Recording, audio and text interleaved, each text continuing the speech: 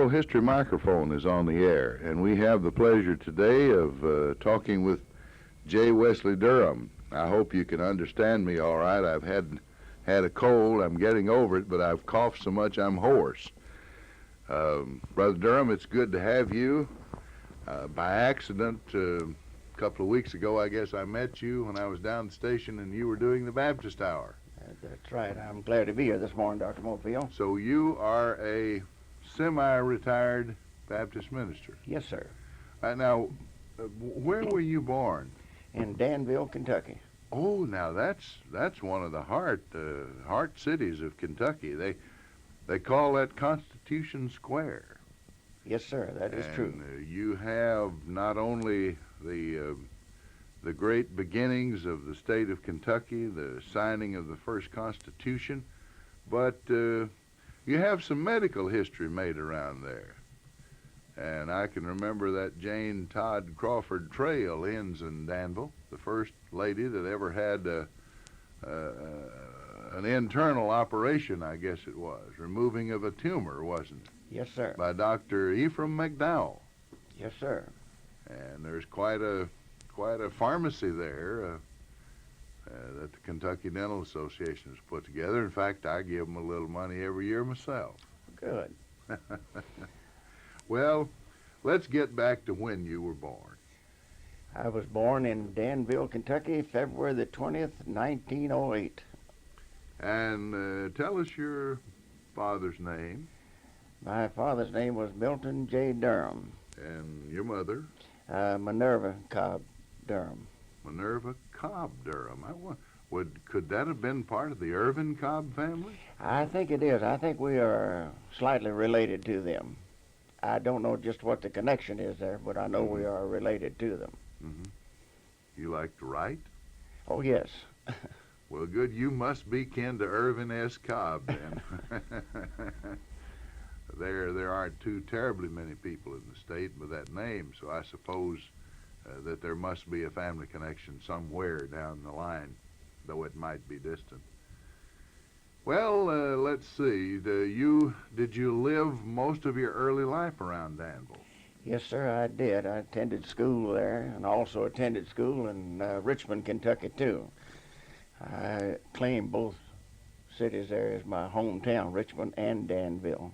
I have a lot of folk living in Madison County now at this time.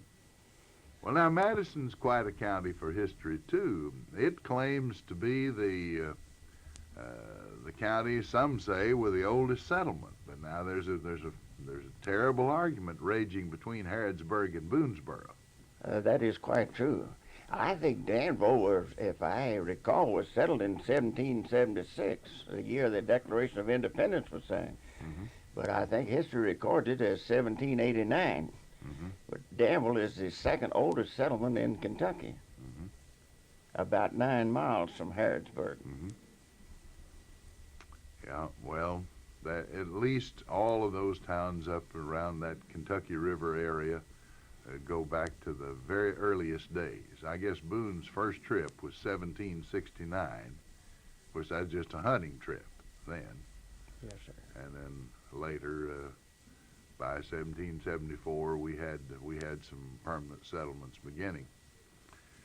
Well, that's good. Now, you did you actually live in the city, or did you go, say, to a one-room country school out from town somewhere? Oh, yes, I'm very familiar with the one-room country school there. I recall in Boyle County there when I was staying with my grandfather on his farm, I attended the Willow Grove School. By the way, that school is still there, although it has been turned into a church now. They call it the Willow Grove Baptist Church. Mm-hmm. And so I have many pleasant memories of back there in Boyle County and many warm friends. That is, quite a few that are still living there today. Mm-hmm. Yeah. And also at Richmond, too. I stayed with my uncle there quite some time there, and I attended the Eastern Normal School there in Richmond, Kentucky, too. So I was kind of divided between the two cities there. Yeah. Well, of course, Danville had some early history as in higher education with Center College. Oh, yes. Starting with 1829, I think it was Center College. And the Presbyterians, I guess, run that. There were, well, Transylvania has an interesting history. It belongs to the Disciples of Christ. But the Baptists were in and out of it a little bit. That's quite true. So, just thinking of education in general, it amazes me the character of people that our pioneers were. You think, let's say Lexington was the home of the first college, 1780, and they were founded 1775. The story goes that some hunters had camped there, and they were chopping down some trees, building a few cabins, and a hunting party came up and said the Revolutionary War started. And it started at a place called Lexington, Massachusetts. And they said, well, okay, that's what we'll name this town, Lexington. Now, what amazes me is that right out in the wilderness, with no amenities of life, they 5 years later built a university. They really were interested in education for their children, weren't they? Absolutely. Yes, sir. So that gave us a great history in that field. Well, you went to grade school, and then did you go to high school? No, on account of going to work at an early age, I wasn't able to get into high school. That happened to a lot of people back in those days. Was your dad a farmer? No, he was a railroad man. Mm-hmm. He railroaded down the Southern Railroad there in Danville, Kentucky. In fact, he was a yard master there, and he worked there for several years. Well, that was a good job in those days, wasn't Yes, it was. People were fortunate to be working on. I used to dream about being a railroad man. You know how kids are. You want to be a cowboy or something or other. Well, it always gave me a thrill to hear that old lonesome steam whistle in the night. I recall those, many of them. Yeah. I've seen those trains go out of Danville there as a youngster many, many times. I think the nation really has made a great mistake in not staying with the old steam engine, was due to the fact that we have so much coal reserves here, especially in Kentucky and throughout the United States. And Kentucky is now the #1 coal state in the Union. It's edged by West Virginia. But I have read that there's some research going on now that they might try to build a modern steam engine that would be even more economical than the diesel. And really, I hope they can do that. I certainly do too. Because as you say, that's one of the great resources we have. And if we can find a way to put coal back to use again, we could employ miners. And that's jobs. Right. And so on. Well, let's see. Are you married? My wife passed away a little over 10 years ago here in Benton. Mm-hmm. And she was a former Cleo Howard from Gilbertsville, Kentucky. Oh, now maybe that, I get an inkling of why you came to Marshall County. There was a girl involved. That's right. The most wonderful girl in the world. Well, you tell us about her. Well, my wife and I had left Danville in 1929 and went to Cincinnati. I was taking a vacation, and I never did return to Danville. I met my wife there in 1929 in Cincinnati, and she was employed there in Norwood, Ohio. Well, we met, and after some year of courtship, we were married in 1930, and we had 3 children by that union. Mm-hmm. And we Do they live fairly close Uh, around to you? 2 of them live in Cincinnati. I have one son here in Benton, Howard, Durham. Mm-hmm. He lives at 903 Elm Street, and I have a son and a daughter in Cincinnati. Mm-hmm. James Wesley III, he lives in Green Township in Cincinnati. And Patty Curlock, that's my daughter. She lives in Norwood, Ohio, there today. Mm-hmm. Yeah. And well, that's fine. You've got a good family, and you get to see them.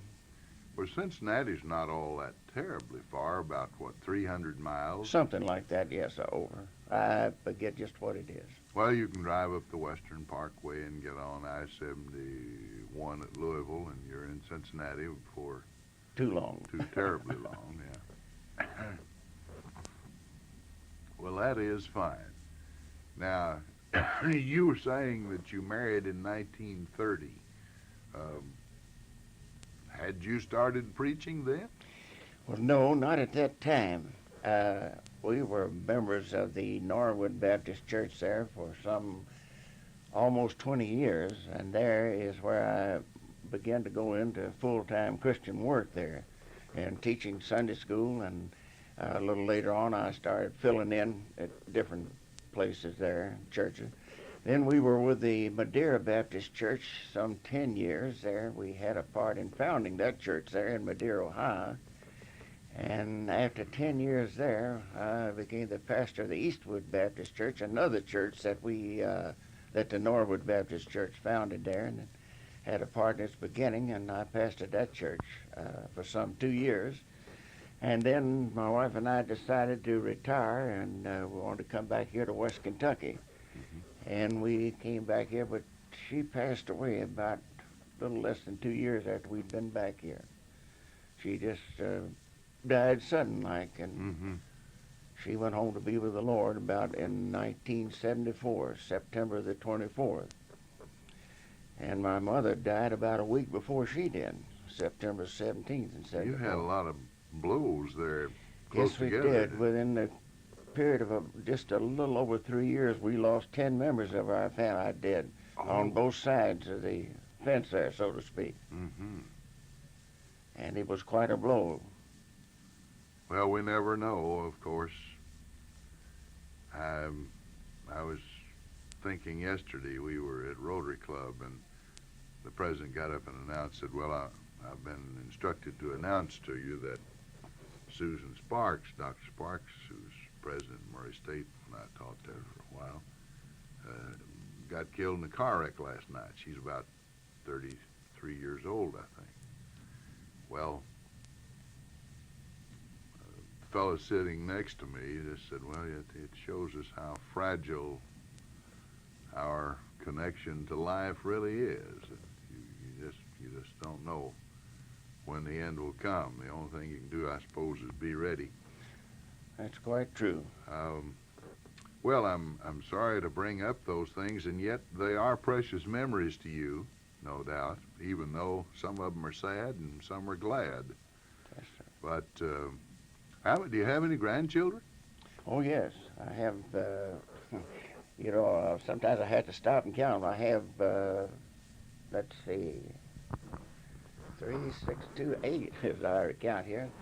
See, James has 2, Pat is 2, and my son Howard is 3, 7, I guess it is. 7. Okay. Oh, when did you first visit Marshall County? Well, I came here in 1931. My wife and I decided we'd come down and visit her folks. I had never met any of them after we married, and so in 1931, as I recall, it was probably about the April the 1st or somewhere along there, in 1931, when I came to Marshall County, had my first view of West Kentucky. Yeah. I'll never forget that when I drove up to Benton here, it was gravel road all around the courthouse square. In fact, I was informed there wasn't even a paved road in Marshall County at that time. And so I was a little bit surprised to see that. And I remember seeing people drive up with horses and buggies there and take the weight out of the back of the buggy and, lay them on the courthouse square there to keep the horse from backing away there. Yeah. But Marshall County is a wonderful place to live. I tell all my friends and people that I meet that this is the garden spot of the world back here in Benton, Marshall County, in West Kentucky. People ought to be thankful that they live in Marshall County and anywhere throughout West Kentucky here, because it's a wonderful place. We've made many wonderful friends back here, and these people back here are just simply wonderful. I can't find words to express my appreciation for all of them. They've been so good to me since that I've been back here, I have filled in many of the churches in Marshall and Callaway County, and I also fill in on the Southern Baptist out here when some of our men are sick or they can't make it, and I'm glad to fill in for them. And it's been a real happy experience for me these past few years here. Now, the Howard family is somewhat noted in the history of Marshall County. In fact, out down toward the area of Gilbertsville, Calvert, sort of, so to speak, there was a Howard's Grove. And I remember one of the old histories, I think it was the 1933 history by Freeman and Olds of Marshall County, where there's a big section on Howard's Grove. And some of the, I know some of the roads down through there, Howard's Grove Road or Howard's Road or something or other. So that's pretty noted in that part of the world. My wife used to tell me about going to school at Pinnacle in Bald Knob, and I'm sure many of our listeners out there are well acquainted with those two places there in there. Your father-in-law's name was Stape Howard, William Stapleton Howard. William Stapleton Howard. Okay, a lot of people recognize that name, I'm sure. All right, you made the observation that when you first came here, we didn't have very many paved roads. Maybe we didn't have any at that point. As far as I know, there wasn't any. I know that the road, the highway, then called Kentucky 95, ran from Paducah to Benton and then up to Hardin and into Murray and down to the Tennessee border at Hazel. Now, that road was built in 1929, graded and drained. Well, then they gravelled it in 1930. And then in 33, they paved it. Now, as far as I know, that was the first paved highway in Marshall County. I may not remember. There might have been another foot of pavement someplace. But that's the only one I can think about at that point. So we've made a lot of progress since you came to the county. I used to be amazed in visiting in the bluegrass area and seeing that all of those little roads were blacktopped, and they were more wealthier counties than we were, and they're beautiful areas. Yet there's something about Marshall County, as you say, that I like, especially the people, I guess. That is correct, Dr. Mofield. I like these people back here, and I love them, and they've just been wonderful to me in these past few years, and I just appreciate Benton and Marshall County and all these wonderful people back here. Well, tell us some of the things that may have happened to you. Do you remember anything that was particularly funny or an unusual story? I've had a few rare kinds of stories that were told. The funniest one to me, though, that I've ever had was Leigh Eunice Story. And she said that, well, I think it was a rare way that my husband proposed to me. Oh. Said he took me to the Story graveyard and said, "Would you like to be buried here?" That's rather an unusual proposal there, I would say. Yes. Not one that I would care to approach.